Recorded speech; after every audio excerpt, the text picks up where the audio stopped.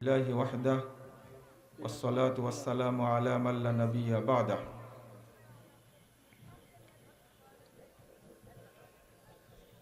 সম্মানিত মুসল্লিবৃন্দ, সুধী মণ্ডলী, আল্লাহর শুকরিয়া আদায় করছি। আলহামদুলিল্লাহ,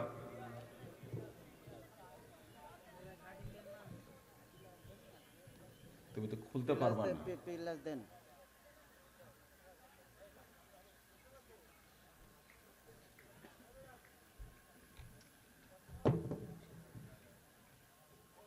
মেঘলা দিন,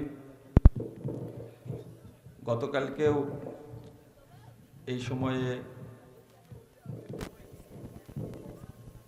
অর্থাৎ এশার আগে বৃষ্টি হচ্ছিল। আল্লাহ আমাদেরকে সুযোগ দিয়েছেন এই দিনই প্রোগ্রাম চালানোর, এই জন্য শুকরিয়া আদায় করি আলহামদুলিল্লাহ।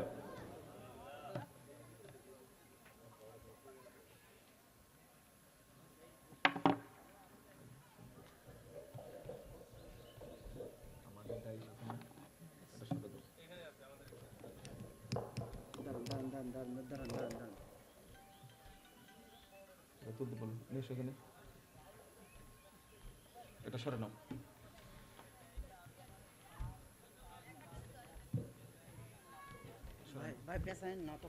এটা সরে নাও আগে। এটা সরে নাও। গলার উপরে এটা তুমি বুঝো না কেন? এটা অনেক উঁচু। এটা দাও।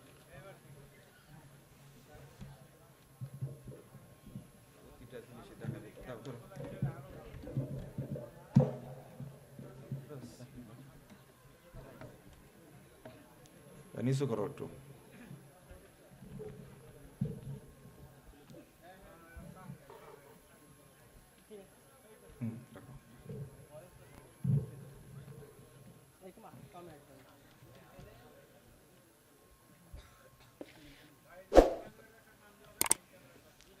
সম্মানিত ভাইরা আমার, আমরা আজকে অনেক পরীক্ষার সম্মুখীন হচ্ছি। আল্লাহ যেন এই পরীক্ষায় উত্তীর্ণ হওয়ার তৌফিক দান করেন, আমিন।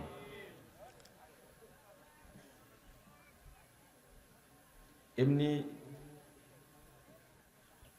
এই বিশ্বের যুদ্ধের যে অবস্থা, সারা পৃথিবীতেই বিশ্ব সন্ত্রাসী আমেরিকা এবং তার মোড়ল ট্রাম্প আর অবৈধ সন্তান ইসরায়েল,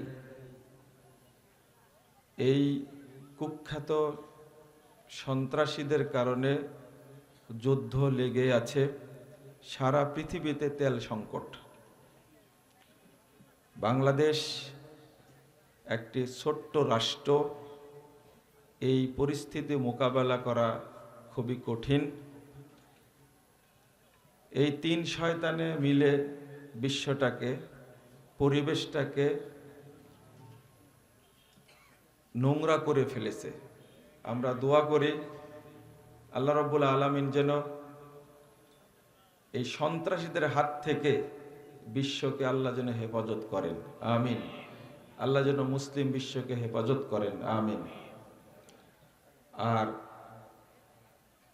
এই মধ্যপ্রাচ্যের আরেক শয়তান অভিশপ্ত মধ্যপ্রাচ্যের মুসলিম রাষ্ট্রগুলোকে আগেই ধ্বংস করেছে। নতুন যারা দাঁড়িয়ে আছে তাদেরকে ধ্বংস করার পায়তারা করছে। এই ইরান, এই অভিশপ্ত এই রাফেজি শয়তানদের থেকে যেন আল্লাহ মুসলিম উম্মাকে হেফাজত করেন, আমিন। বন্ধুরা আমার, এই যুদ্ধ বিধ্বস্ত অবস্থাতেও আমরা জেনে বুঝেই আপনাদের চাহিদা আকাঙ্ক্ষায় আমরা এই সম্মেলনের আয়োজন করেছি। আল্লাহ সুযোগ দিয়েছেন, আলহামদুলিল্লাহ। তো আমাদের মেহমানরা যাদের আসা সম্ভব হয়েছে আলহামদুলিল্লাহ তারা এসে গেছেন। আপনারা দোয়া করবেন, এই দোয়াটা চাওয়ার জন্যই দাঁড়িয়েছি। 1 নম্বর, আল্লাহ যেন এই দারুল হুদার মহাসম্মেলনকে কবুল করে নেন, আমিন। 2 নম্বর দোয়া করবেন, আল্লাহ যেন এটা এই বাস্তবায়ন করা আল্লাহ যেন সহজ করে দেন, আমিন। আপনাদের আরেকটা আবেদন, বহু মানুষ দারুল হুদার ভিতরেই অবস্থান করছে, রাস্তাতে দোকানে অবস্থান করছে। আপনাদের সুনামটা আপনারা অক্ষুণ্ণ রাখবেন, এটা আশা করি। আমাদের অতিথিরা বক্তব্য দিবেন, আর আপনারা বাহিরে থাকলে এটা খুব খারাপ দেখায়। আপনারা প্যান্ডেলে এসে বসে আলোচনা শুনবেন। এসেছেন যখন কিছু জেনে যান, অন্তত আলেম ওলামার দোয়া নিয়ে যাবেন ইনশাআল্লাহ। আমাদের দারুল হুদার যারা অবস্থান করছেন বিজ্ঞ এবং পণ্ডিত আলেম, তারা যাদেরকে আপনারা চিনেন। আমাদের একজন বিজ্ঞ আলেম, মালদ্বীপ ইসলামী বিশ্ববিদ্যালয়ের সম্মানিত ভিসি প্রফেসর ডক্টর আলী জাহির আল মাদানী মালদ্বীপ থেকে এসেছেন।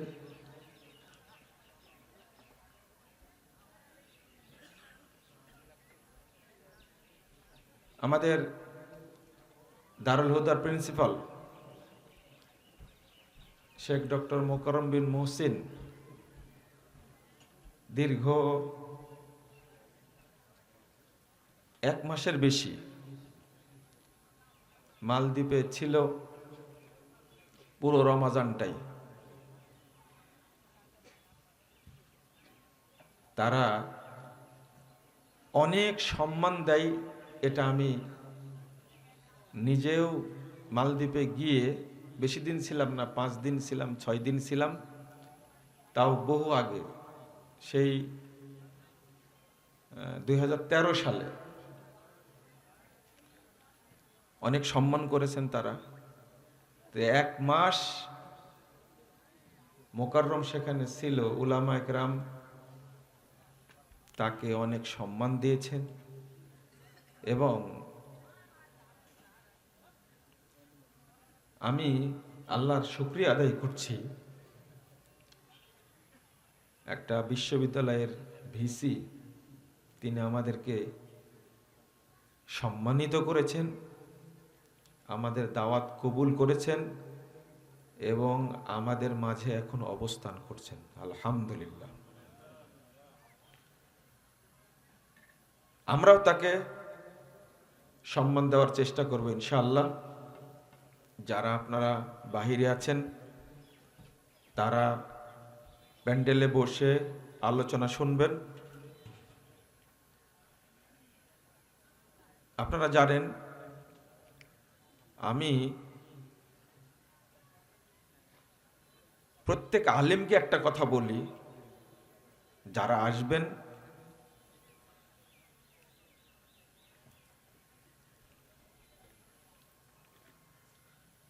তারা যেন দারুল হুদার জন্য এবং এই এলাকার জন্য দোয়া করে যান। বারবার এই আবেদনটা করি, আজকেও এই সম্মানিত অতিথি শায়েখ, মাশায়েখ, উলামায়ে কেরাম, তাদের কাছে একই দাবি, তারা দোয়া করবেন। আল্লাহ রাব্বুল আলামিন ইনশাআল্লাহ এই দারুল হুদায় বরকত দান করবেন ইনশাআল্লাহ।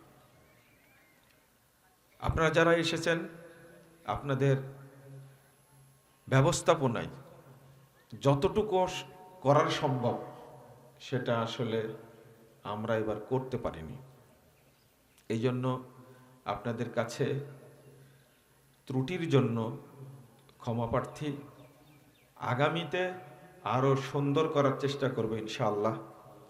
আমরা চেষ্টা করি বিজ্ঞ দিনী আলেমদেরকে নিয়ে এসে একটা কথাও যদি শিখে যান আপনি, আল্লাহ যেন সেই এলমে বরকত দান করেন। আমাদের এই টার্গেটটা থাকে এবং থাকবে ইনশাআল্লাহ। এবং আল্লাহ শুকরিয়া, তাদের বড় বড় আলেমদের দোয়া এবং আল্লাহর কাছে তাদের চাওয়াটাই হয়তোবা দারুল হুদার জন্য কবুল হয়েছে, আরও হবে ইনশাআল্লাহ। এজন্য আল্লাহর শুকরিয়া আদায় করি, আলহামদুলিল্লাহ। সামনে আরও ভালো হবে। সবচেয়ে আমাদের বড় পাওয়া, আনন্দের বিষয় যে আমাদের ছেলেরা, আমরা যাদেরকে পড়াই আলহামদুলিল্লাহ, তারা প্রতি বছরই এখান থেকে পড়াশোনা করার জন্য ফ্রি বৃত্তি নিয়ে মদিনা ইসলামী বিশ্ববিদ্যালয়ে তারা পড়াশোনা করছে আলহামদুলিল্লাহ। এটা আমাদের জন্য বড় একটা পাওয়া। আমরা পাঠাই তারা আলেম হয়ে আসুক। এত তাড়াতাড়ি কখনো কোনো প্রতিষ্ঠান থেকে এত ছাত্র মদিনা বিশ্ববিদ্যালয়ে যায়নি, যেটা আপনাদের দারুল হুদা থেকে গেছে আলহামদুলিল্লাহ। তা আমরা আপনাদের কাছে আবার আবেদন করি, যারা আছেন দারুল হুদার ভিতরে অবস্থান না করে, মসজিদে অবস্থান না করে, রাস্তায় না থেকে আপনারা প্যান্ডেলে এসে আমাদের অতিথির বক্তব্য শুনবেন ইনশাআল্লাহ। আমাদের অতিথি আছেন অধ্যাপক ডক্টর ইমাম হুসাইন, মদিনা মসজিদের দীর্ঘদিন যিনি বাংলা অনুবাদ করতেন, হাজি উমরাকারীদের সামনে যিনি বক্তব্য দিতেন, তিনি আসছেন। শেখ ডক্টর হারুন রশিদ মাদানী 30 সালে তিনিও আসছেন। এরপরে প্রফেসর ডক্টর মুসলিউদ্দিন সাহেব, তাকে আপনারা চিনেন, তিনিও আসছেন। শেখ মাহবুব রহমান মাদানী আসছেন।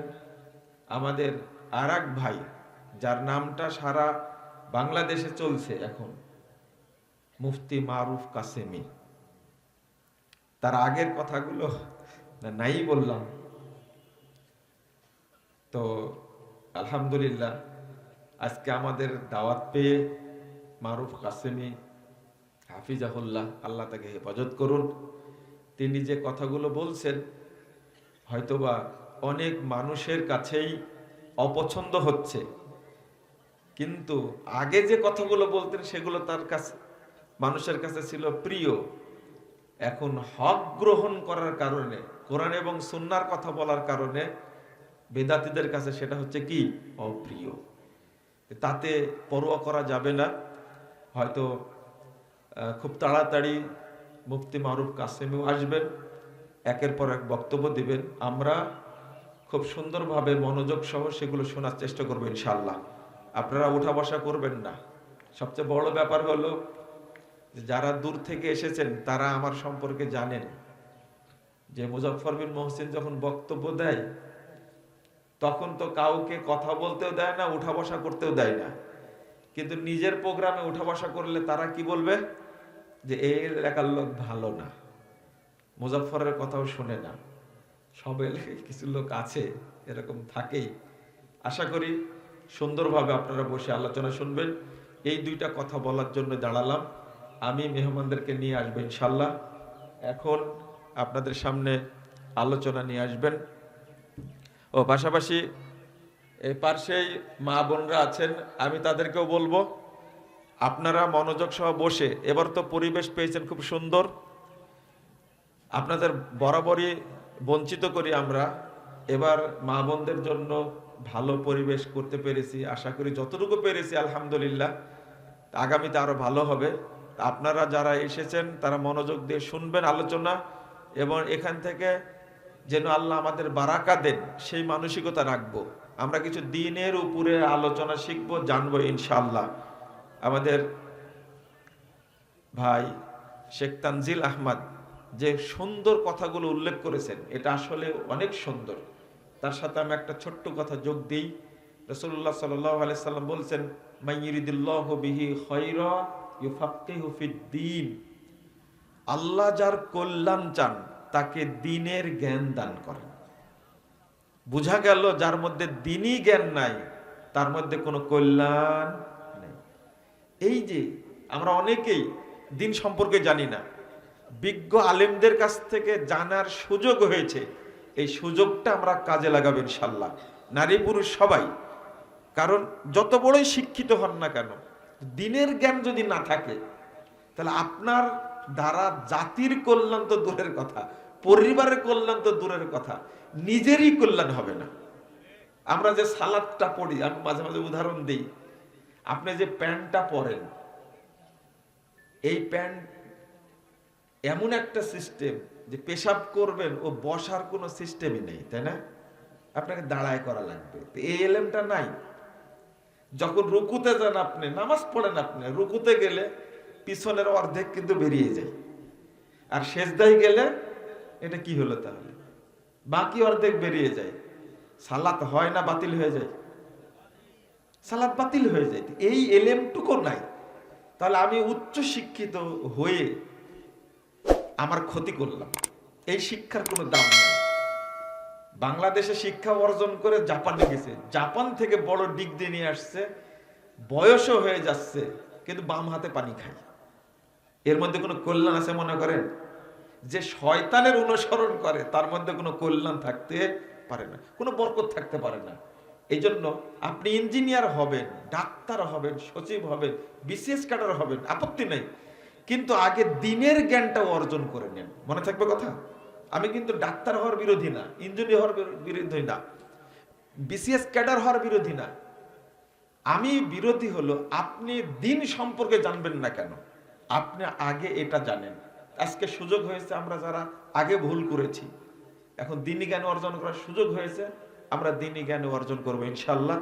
নারী পুরুষ সবাইকে আমি আহ্বান জানাচ্ছি, আপনারা মনোযোগ দিয়ে আলোচনা শুনে দ্বীন বোঝার চেষ্টা করবেন ইনশাল্লাহ।